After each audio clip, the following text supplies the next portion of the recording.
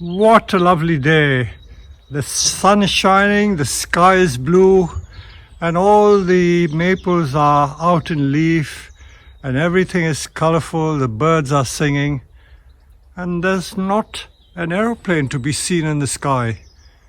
Sadly, we don't want this to continue too long because the coronavirus business is really causing us a lot of grief, and we are getting depressed. Although I can hear the wood pigeons cooing away in the trees and everything is looking beautiful, I did in fact lose track of the days. When I started doing this video, I suddenly said to myself, what day of the week is it? And I realized it was Tuesday, not Sunday, because it's so quiet. And as for the day, I hadn't realized that it's already the first week of April, and today is in fact the 7th of April, a Tuesday. So I have a lot in store for you. I'm doing a lot of this self-videoing, so you'll have to bear with me, but better if we have videos than no video at all. So let's begin doing something. So as usual, I'm in my workshop area, and the workshop has so many trees in here. The maples have had more than a couple of months of growth, so they are well advanced. And in fact, some of the shoots are about 2 foot long. And yesterday I was starting to do a lot of pruning. In fact, I should have fixed the camera to my chest and gone around doing some filming while I was pruning. And then I was about to prune this big beast. This maple is huge. I love big trees, as you know. And I said to myself, I must stop myself doing it because I do want to show you how I go about tasks like this. I know that it can be repetitive, some of my videos, but no matter. If you think it is repetitive, then don't watch it. But here you go. I'm going to explain to you what I'm going to do with this big beast. So I'm wearing this beautiful Hawaiian shirt that was sent to me by one of my fans from the USA. In fact, he sent me 2 lovely Hawaiian shirts, and this is one of them. I thought I'd show it off in this wonderful weather. We've had temperatures of 22, 24 over the last 3 or 4 days, and there's no prospect of rain in sight, so there's a lot of watering to do, and of course a lot of pruning. Many of these shoots, like this young shoot here, I don't know whether you can see it in detail, it's about 45 centimeter long. I watched it grow, and I can assure you this has grown in the last 2 or 3 weeks. So all this has grown in the last 2 or 3 weeks. And of course you can't let it grow, but of course if you also prune it at this time of the year, this is how you create ramification. There are lots of other little bits I need to show you what I'm going to do. So let me begin by, first of all, dealing with some of these branches. Now, these branches are springing upwards. I know that maples have the tendency to spring upwards, but we still want it to be slightly down. So I have done some wiring to this. I don't know whether you can see in detail. They have left some wire marks, but I think it will grow out, so I'm not that fussed. But should I not want wire marks to appear on future branches, I think I will just tie it down. So what I'm going to do, I'm just going to guide wire that and tie it down and take it from there. Some of the other ones that can be wired, I will wire. So this is the branch that I want to pull down a bit so that it doesn't look as if it's reaching the sky or pointing upwards. So I'm going to, instead of wiring it, I'm just going to tie it down with a guy wire. I'm going to use this is the ordinary green plastic coated garden wire. We don't use it for wiring our trees, but rather than waste bonsai wire, as you know, I'm not a great lover of waste. So I will use the ordinary green garden wire, and in order to protect it marking, I will protect it with a bit of old hose pipe. This is our nursery hose. I'll cut it.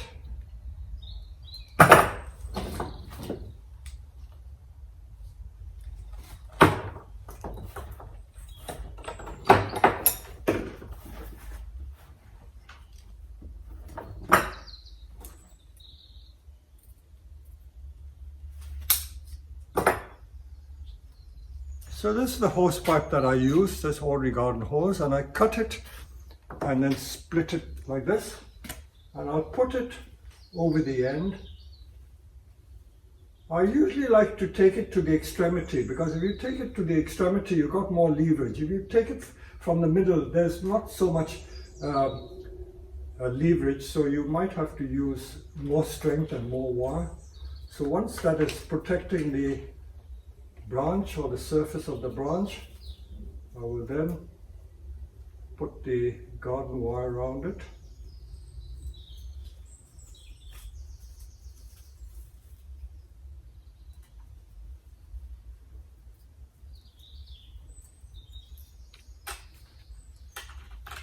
And where am I going to tie? I will probably tie it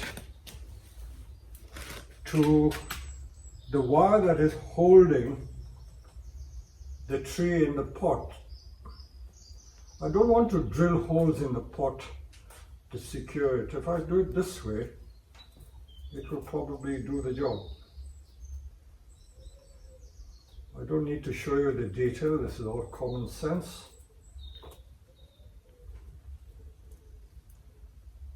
And then I will tie the two together.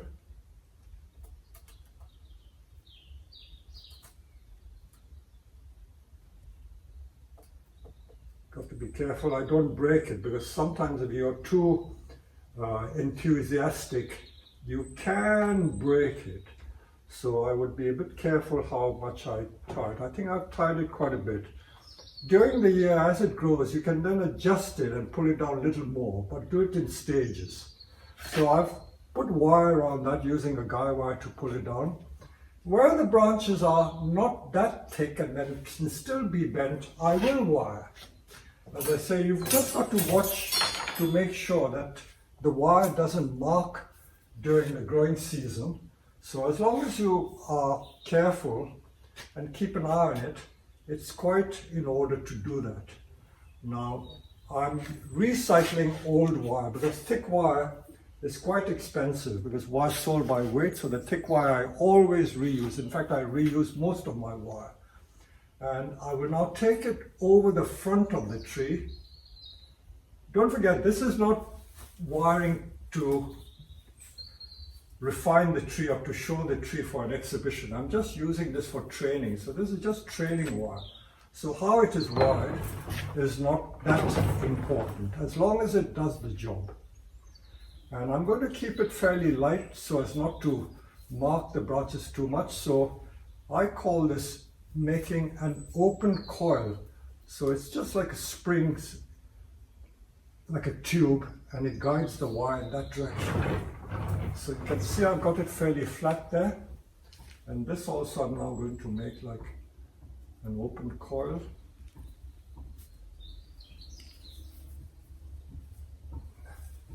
So I'm certainly not wrapping it tight, but I've used quite thick wire. So that's taken it down. Now this is secondary branch. I want to bring it this side, so I put another piece of wire. This is all reused wire.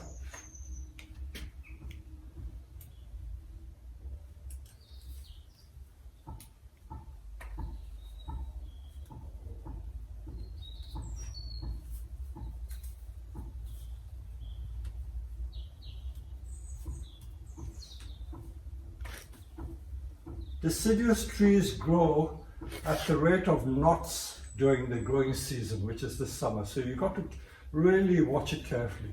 There is an odd branch there. I don't know whether I will develop it or not, because I've got that one.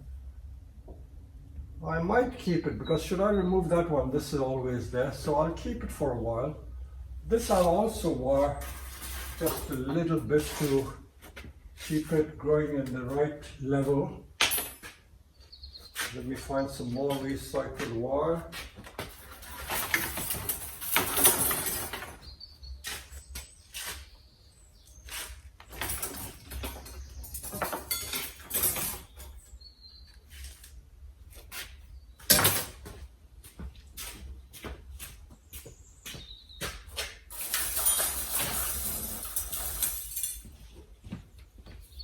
So this is springing up. I want to bring that down. So again, I'm going to take it around the trunk once. You must be wondering, why don't I guy wire all of them? I could, but using a guy wire, you cannot get such precise control. So where I can use wire, I will use wire. It's only the very thick branches which will require very, very thick wire. And I may not have that thick wire, and the thick wire may not even do the job. So that's when I use the guy wire technique. So this has brought it down fairly level. The others I don't mind so much. And now the rest is just going to be pruning it to shape. I've got to watch some of these very thick branches. If I let these grow too much, it may get too dominant, and it might even cause inverse taper. So I might even have to take, although I don't want to do it, I may have to take this off and let it grow again, just to stop the vigor of that branch there. So I'm taking off a mighty chunk there. And then the rest is pruning it to a conical shape. I always try to remember to wear a left-hand glove, because even these bonsai shears are very, very sharp. I don't want to have an accident. I don't know whether you can watch the apex there. I'm just going to adjust the camera. I'm going to adjust the camera so that you can see what I'm going to do to the apex. Also, because the apex is so tall, I'm going to get a chair to stand on. So bear with me. Many people laugh at me for making these large bonsai. In fact, one of the comments on one of the videos, someone said that anything which is more than 6 feet is not bonsai. I wish I could show you some pictures of trees in China. I've repeatedly told you that in China there are bonsai which are 12, 15 feet tall as bonsai, and in large ceramic or concrete or marble or stone pots, and they are still bonsai. So to say that something like this, which is 4 or 5 foot tall, is not bonsai, I think is a bit presumptuous and a bit cheeky, if I may say so, telling people that this is not bonsai. Different cultures have different perceptions of what is acceptable and what is not acceptable. I grow these large trees largely because I love these mega bonsai, and also I have customers. Maybe it's just me, but we have customers who love these big trees. And many of our customers have large gardens, so they can take these large trees.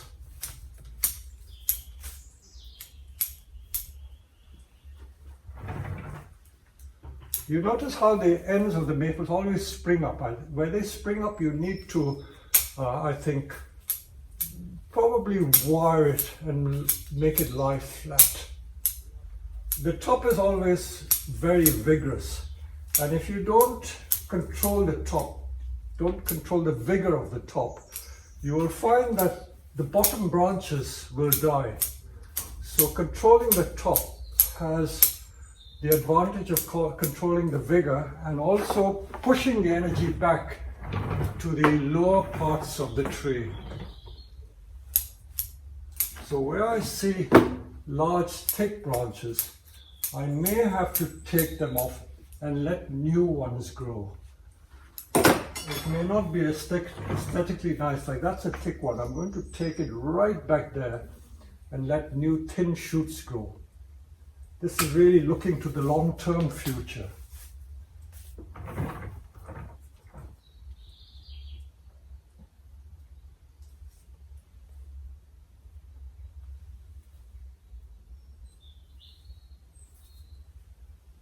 Yeah, see, that's very thick, so I know it's spoiling the shape, but I'm going to take that off because it's getting too vigorous there.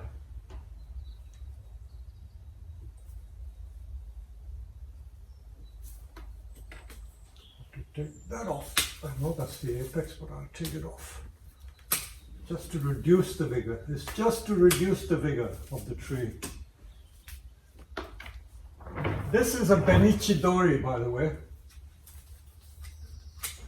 And when they were young, they were wired to give this curly S shape.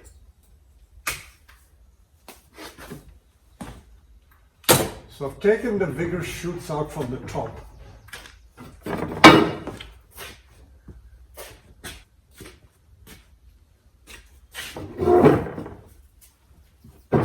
So in just a few minutes, I've dealt with that tree, I've controlled the vigor, and I will just keep an eye on the shape.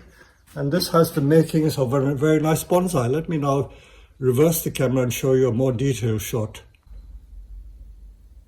So there you are. I've kept the shape.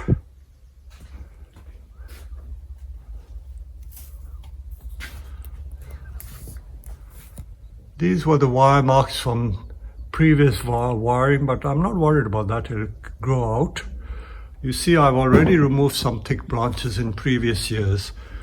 This one and this one were removed.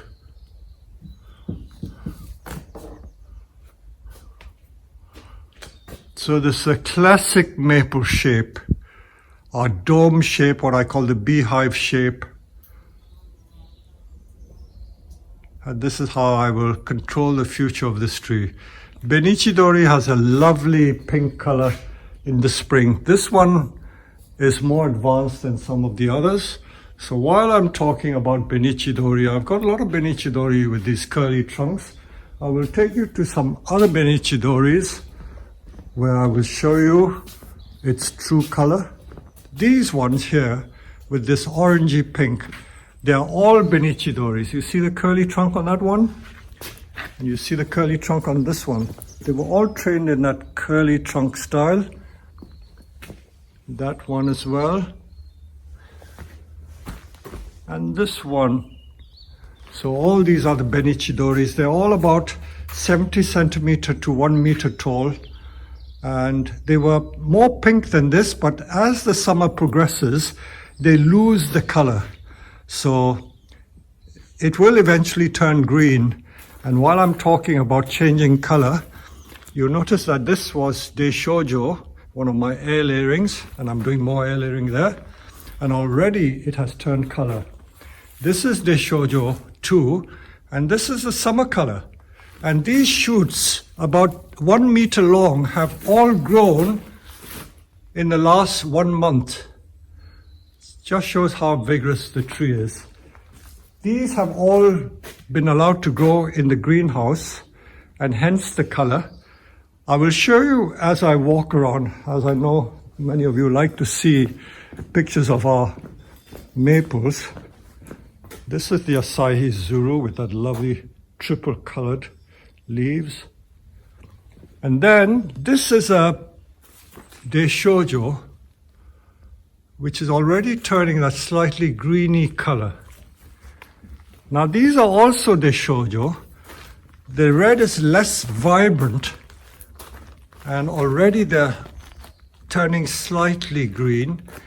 Deishojo has a very distinctive leaf shape. Once you've grown a lot of maples, you will realize very quickly what distinguishes a Deishojo from any other variety. Now this tree, this I think is an ordinary mountain maple. I will show you some more Deishojos. This is a Deishojo still with that red color. That one is ordinary mountain maple, although they're different in color.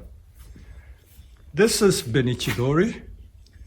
So after taking you around for a walk, you will soon be able to identify the maples. These are Deishojos, but it's already turning that greeny color. I will show you some of our customers' trees. I resuscitated or pruned a Deishojo which was badly neglected for a customer. That is the one. It's come back a treat. That was featured in one of our earlier videos. And this was a video of the forest group that got completely scorched in the summer. So that's looking good. Now let me take you outside where I will show you the shoujos that have been allowed to emerge in the open. That means I let the leaves emerge in the open without any protection. That means they've stood here right through the winter. They were never taken into the greenhouse. So they are still this beautiful, vibrant red. So if you remember the colors of the shoujos I showed you in the greenhouse, see the difference between the color of these shoujos that have been allowed to emerge in the open.